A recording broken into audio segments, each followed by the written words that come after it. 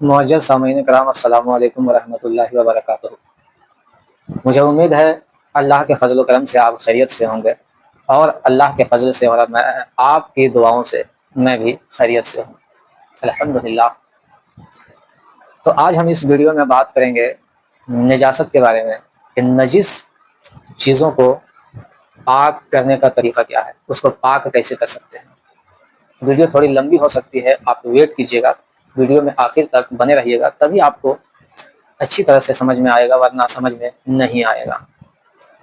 اسی ٹاپک پہ آج ہم بات کریں گے، اور خاص بات تو یہ ہے کہ 90% لوگوں کو صحیح طریقہ سے پاکی اور ناپاکی کا مسئلہ معلوم نہیں ہے۔ ہر مسلمان کو یہ ضروری ہے کہ پاکی اور ناپاکی کا مسئلہ معلوم ہونا ہے، بہت ضروری ہے، اس لیے کہ ہم مسلمان ہیں۔ اور پاکی کے بارے میں اللہ نے قرآن میں ارشاد فرمایا کہ تم ستھرا ہو جاؤ، پاک ہو جاؤ۔ تو آئیے ہم شروع کرتے ہیں۔ شروع کرنے سے پہلے آپ لوگوں سے ایک ہمارا یہ درخواست ہے کہ زیادہ سے زیادہ اس ویڈیو کو شیئر کریں دوستوں کے ساتھ، تاکہ وہ بھی اس مسئلہ سے واقف ہو جائیں۔ اور اگر آپ پہلی بار ہمارے چینل پر آئے ہیں تو آپ ہمارے چینل کو سبسکرائب کر لیں اور بیل آئیکن کو ضرور دبائیں، تاکہ ہماری ہر آنے والی ویڈیو کی نوٹیفیکیشن سب سے پہلے آپ تک پہنچ پائے۔ تو شروع کرتے ہیں۔ نجس کی دو قسمیں ہیں۔ پہلی قسم ایسی چیز ہیں کہ وہ خود نجس ہیں، جن کو ناپاکی اور نجاست کہتے ہیں۔ یعنی پہلی قسم کیا ہے کہ وہ خود نجس ہیں جن کو ناپاکی اور نجس کہتے ہیں۔ جیسے شراب، پاخانہ، گوبر، ایسی چیزیں جب تک اپنی اصلی حالت کو چھوڑ کر کچھ اور نہ ہو جائے، تب تک وہ پاک نہیں ہو سکتا۔ پہلی قسم، اس کا مطلب یہ ہے کہ کچھ اور ہو جائے، یعنی وہ سوکھ جائے اور اپنا رنگ بدل دے تو وہ پاک ہو جائے گا۔ اب ہم دوسری قسم کی جانب بڑھتے ہیں۔ نجاست کی دوسری قسم کیا ہے؟ دوسری قسم ایسی چیزیں ہیں جو خود نجس نہیں، یعنی ناپاک نہیں، لیکن نجاست کے لگنے سے ناپاک ہو جاتا ہے۔ یہ دوسری قسم ہے۔ وہ خود ناپاک نہیں ہے، لیکن وہ چیز لگنے سے کسی چیز کو ناپاک کر دیتا ہے۔ جیسے کپڑے پر شراب لگ گئی تو اب کپڑا نجس ہو گیا۔ ایسی چیزوں کے پاک کرنے کے کئی طریقے ہیں۔ بعض چیزیں دھونے سے پاک ہوگی، بعض چیزیں سوکھنے سے پاک ہوگی۔ میں نے بھی بتایا۔ اب کون ایسی چیز ہے جو سوکھنے سے پاک ہوتا ہے اور کون ایسی چیز ہے جو دھونے سے پاک ہو جاتا ہے، اس کے بارے میں بھی ہم بات کریں گے۔ کچھ چیزیں ایسی ہیں جو دھونے سے پاک ہوگی، اور کچھ ایسی چیزیں ہیں جو سوکھنے سے پاک ہوگی۔ اب وہ کیا ہے؟ بعض رگڑنے سے، پوچھنے سے، بعض جلنے سے پاک ہوگی۔ یعنی کچھ چیزیں ایسی ہیں جو پوچھنے سے پاک ہو جاتی ہے، کوئی چیز ایسی ہے جو جلنے سے پاک ہو جاتی ہے، کوئی چیز ایسی ہے جو رگڑنے سے پاک ہو جاتی ہے۔ بعض دباغت و ذبح سے پاک ہوگی، ورنہ نہیں۔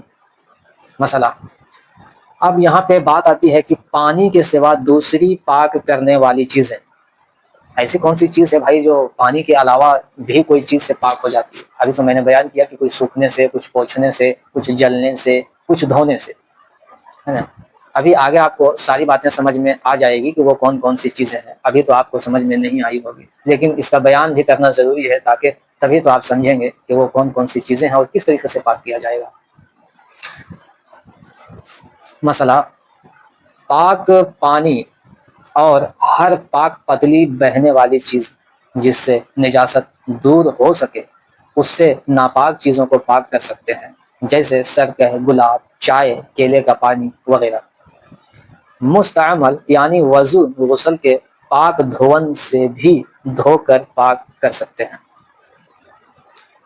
اب یہاں پہ بات آئی موٹی نجاست۔ ایک پتلی نجاست ہے، ایک موٹی نجاست ہے۔ تو پہلے ہم موٹی والی نجاست کو بات کر لیتے ہیں کہ اس کو پاک کیسے کرنا ہے۔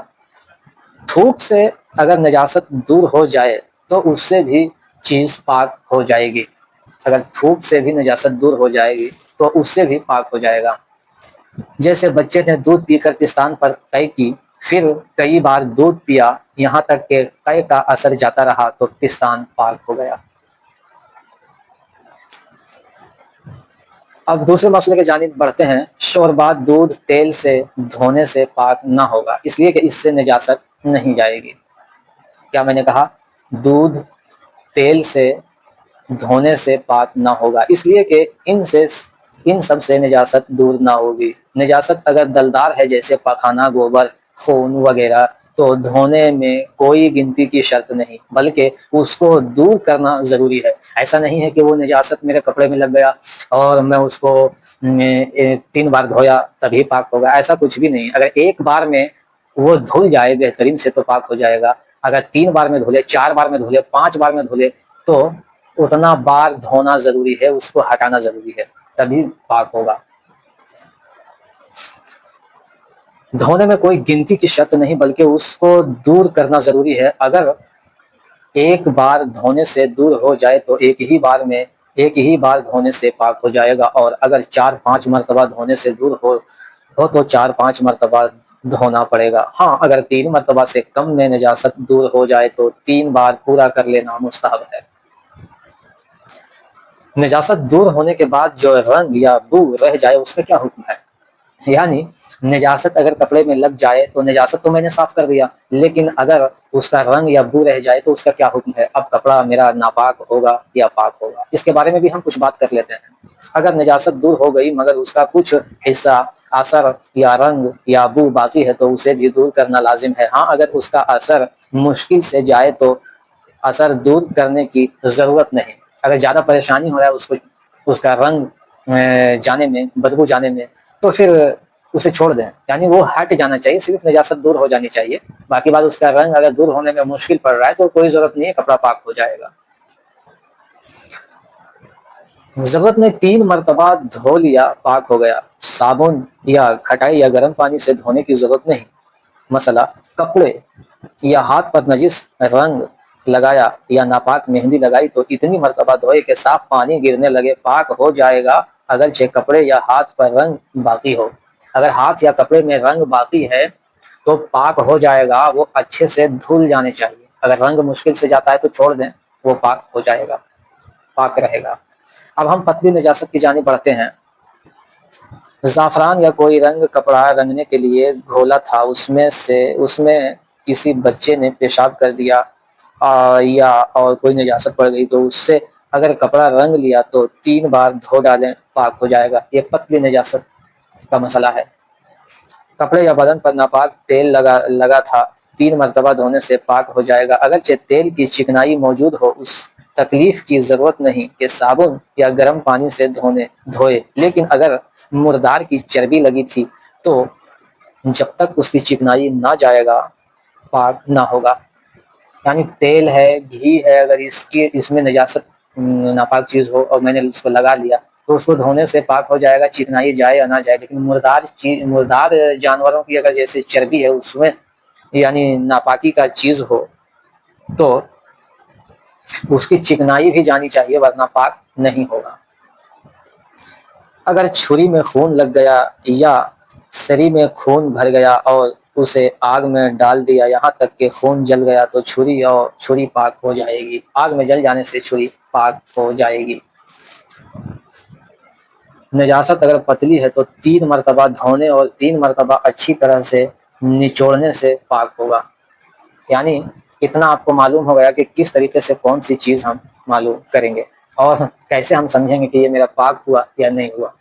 اب ہم کپڑے کے بارے میں ہم اگلی ویڈیو لے کر آئیں گے جس میں بتائیں گے کہ کپڑے کو کس طریقے سے نچوڑا جائے، تب کپڑا ہمارا پاک ہوگا۔ ویڈیو لمبی ہو رہی ہے تو میں اس ویڈیو کو یہیں ختم کرتا ہوں، پھر میں جہاں سے میں چھوڑا ہوں ٹاپک میں پھر میں وہیں سے بتاؤں گا اگلی ویڈیو میں کہ اب کپڑا کو ہم کس طریقے سے نچوڑیں گے اور میرا کپڑا کس طریقے سے پاک ہوگا۔ اس کے بارے میں بھی ہم بات کریں گے اگلی ویڈیو میں۔ تب تک کے لیے السلام علیکم۔